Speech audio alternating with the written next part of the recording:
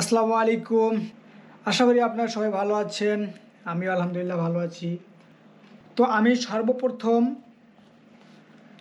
আলোচনা করতেছি 1 number question হচ্ছে, এখানে 1 নাম্বার কোশ্চেন হচ্ছে, হোয়াট ইজ এ ফরেন কি and why is it important in relations database. এর বাংলা অর্থ হচ্ছে ফরেন কি কী এবং ফরেন কি এর গুরুত্বপূর্ণ।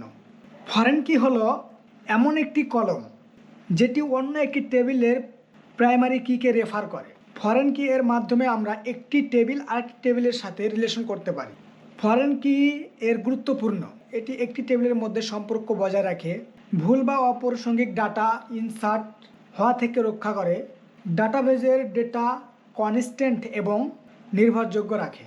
তো এর উদাহরণ হচ্ছে আমার প্রজেক্টে ইউজার টেবিল এবং ভেহিক্যাল টেবিল এবং বুকিং টেবিল আছে। তো এখানে ইউজার টেবিলের ইউজার আইডি এটা হচ্ছে প্রাইমারি কি এবং ভেহিক্যাল টেবিলের ভেহিক্যাল আইডি এটা হচ্ছে প্রাইমারি কি।